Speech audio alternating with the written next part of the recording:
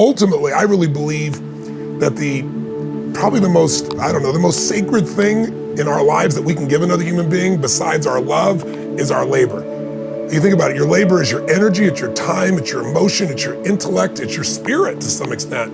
And if you can find a way where what you do for a living activates that sense of what you're made for, then work is not work, whether you be in Fiji or whether you be in an environment that might seem less exciting and promising in the moment. And trust me, I worked in plenty of those too, but with the same level of excitement and passion, because I found what turns me on, that makes me feel alive, makes me feel like I'm doing something that's worthwhile. And on Labor Day, I think a lot of people, it's just a holiday to get away and take time off of labor. And my hope is to trigger you to think about how could you turn your labor into your love?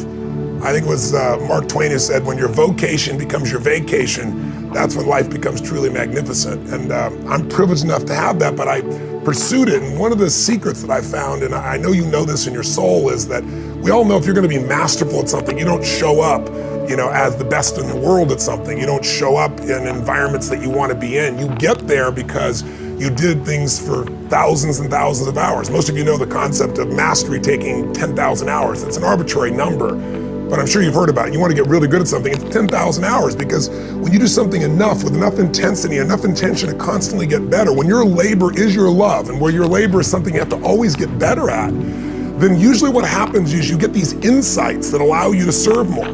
But I also think that labor, we're talking about this weekend, what makes people fulfilled by their labor is their motives for it. If your motive is just to make money or just to pay your bills or just to get rich or whatever you think that's gonna be, those people never really are fulfilled even if they make the money. The most fulfilled human beings in my experience, and I've had the privilege of working with literally 4 million people from 125 countries now around the world, the people that are most alive, regardless of the economics, are people that have found something that they really feel the motive is more than just themselves. We all know what it feels like when you're trying to do for something for someone you love and you're not doing it as a trade, you're not trying to get something back, you're just doing it because it's what you're made for. And I always tell people motive does matter, that if you're just doing something for yourself, there's nothing wrong with that because life supports whatever else supports life. If you're part of life and you're trying to do something that's gonna make your life better, I think the universe, God, whatever proper term for you, whatever your belief system is, infinite intelligence gets connected to you and it gives you insights. But I think if you're trying to serve more than yourself, more life than just you, when things support more of life shows up to support you. You get insights you won't get when you're just trying to somehow, make your labor happen or get the job done. So labor could be love, and it isn't for most people. Most people, I think, are unhappy in their life because they look at labor as work.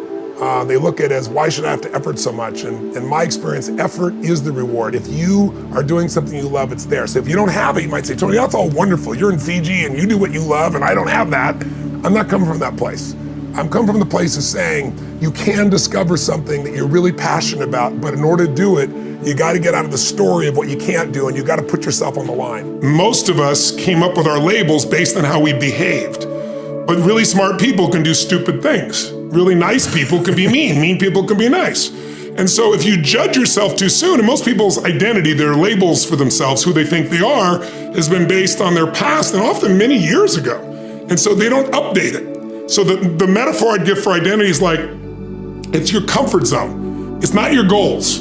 So if you took a temperature in the room and it said 68 degrees is my comfort zone, physically, emotionally, financially, I want more in my relationship, I want more physically, energy-wise, I want more financially in my career, but this is what I'm used to. And so what happens? People stay in their comfort zone for the most part, and then let's say something happens and you dip, you're a 68 degreer, that's your mentality, and you drop down to 62, 61, 60, somewhere around 60 or 59, the heaters kick on and go, whoa, whoa, whoa. You're a 68 degreer, what the hell are you doing? We've all experienced that. All of a sudden you go, I'm not gonna live like this anymore. I'm not gonna be in this relationship. I'm not gonna be fat like this. Boom, and you get this drive and you start to change. But what most people don't understand is it happens on the upper end too. Meaning, let's say you got momentum, you start crushing it, you start doing even better than you think. You go from 68 to 70, 88, you're at 98 degrees. Financially, emotionally, spiritually, whatever the metaphor is. And then what happens? You're gonna say, hey, your brain goes, who the hell do you think you are? You're not a 98 degreer, right? get back to 68. And if nothing else, the heaters stop, you lose your drive, and that'll drift you back. And not enough, the air conditioner can kick on, and you start to kind of sabotage yourself till you get back to your comfort zone. So unless you expand your identity, change is temporary. Identity is the strongest force in the human personality. If you look at Lance Armstrong, who has a mixed identity now in the culture, this is a guy that had to win and found a way to win. So when he was told he had cancer in his lungs, in his brain, and in his testicles, and he rides a bike, and he's gonna die, his answer was, no, I'm a champion. I find the way. I will find the answer. And he did. Now, unfortunately, he bent the rules around the sport, and it kind of ruined his reputation, obviously. But that mentality, his identity is why he survived.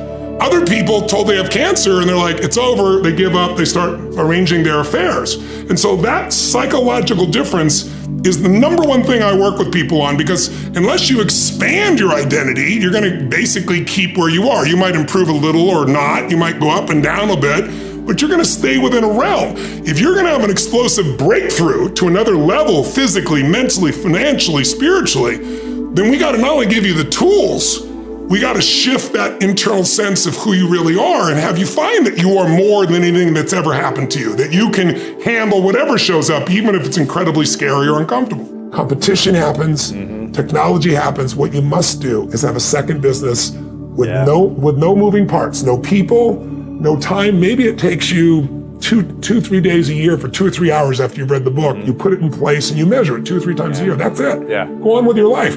Now, if there's a trouble in your business, you're financially set. I, in my life, have 31 companies now. We have, what do we have? 1,200 employees, 7 different industries. We do $5 billion in sales. I mean, that used to be, me and my seminar business. It's grown geometrically. But with all those moving parts, the only way I've been able to succeed is because I've taken every one of those businesses and I've diversified my assets so that when things were in trouble, I still have enough economics to take care of myself and keep the business going. So everybody needs to create a money machine that works while you sleep, that doesn't have moving parts, and that's what this is really something, don't you? Who has done something in your life that once seemed difficult or impossible, and now it's part of your life? Who's got something in your life in this area? Say I. How did you do it? You created it 3 ways. Number 1, you decided there's something you wanted so bad that you unleashed all your desire. You became obsessed with it. If it was a business or a car or a relationship or a transformation in your body, if there's something you once envisioned and now it's real, it's because you didn't just envision it, you brought so much emotion to it that now it's in your life. It was once a dream, it was once a goal, and now it's in your life. You may take it for granted now, hopefully not, but it was once just a vision. It may have seemed impossible at one time. So how did you do it? You started with a concrete vision of what you wanted and you focused on it continuously, didn't you? Wherever focus goes, energy flows. You envisioned something, you got clear about it, and then you started thinking about all the reasons why you wanted it. You got excited about it. Said, this is what's next for me now. I want this. You may have dreamed about it, thought about it, talked about it. But when you focus on something continuously, something magical happens. You get insights, don't you? You overhear a conversation and you hear something you wouldn't have heard if you didn't have that outcome or goal that you wanted so badly. Most people have a belief about what their real potential is no matter what you tell them. And that affects how much action they take. And of course that affects the result. And then ironically, that result reinforces their belief. And then that belief affects it. So I'll give you an example. Let's say a person has unlimited potential, we all agree. But they take little action, little results. Why? Because they have to start with a problem with their belief. They don't believe it's really going to happen for me. Maybe for Frank Kearns because he's got the cool hair and stuff, or maybe it's for you because you're so driven, but it's not me. Maybe Tony Robbins because he's a freak, got these big teeth. Whatever their thought process is, right? They got this thing, right? But what happens is, if you believe that there's very little potential, how much action are you going to take? Nothing, little. And when you take little potential with a little action, what kind of results do you get? Lousy little results. And when you get little results, what does that do to your belief? You go, see, I told you this was a waste of time, told you this wouldn't work. And then what happens? You tap even less potential, you take even less action, you get even worse results, and your belief gets even weaker. And this sucker feeds on itself until you are in a downward spiral. It's poisonous. It's poisonous and it's self-fulfilling. Now, what if something could happen that could come along and fill you with a sense of absolute certainty? Not like I believe, but mean where you know. In you guys' case, mine as well, we knew because we had to. Because we burned the boats. There was no other option. We had to find a way. We weren't going to live that way. We all did it in different ways and for different reasons, but in essence, that was it. If you get yourself in a state of certainty that this is going to work, I'm going to find the way, and if this doesn't work, I will make the way, then you tap a lot more potential. And when you're certain in your potential, you take massive action. When you take massive action, you really believe in something, you get great results. When you get great results, your brain goes, see, I told you I was a stud. I told you this thing would work out. Now you're even stronger. You tap more potential, take greater action, greater results. That's how you went from $300 in a week to $2,500 in 5 days to $100,000 in a month to $1 million in a day. Same thing with you. And we get momentum. That's why the rich get richer and the poor get poorer. Now some people go out and they go, well, I'm going to take a bunch of action. All right, I'm going to open this product. I'm going to try it. And they'll say to you, I even did it. But it's like a salesman who goes and knocks on the door and he knocks on 100 doors and says, you don't want one of these, do you? Yeah, exactly right. And even if he doesn't say it verbally, his face says it because he doesn't believe it's going to work. So his voice, his body, the execution is so weak. Maybe if he talks to 100 people, somebody's going to buy out of pity. They don't want his kids to starve, right?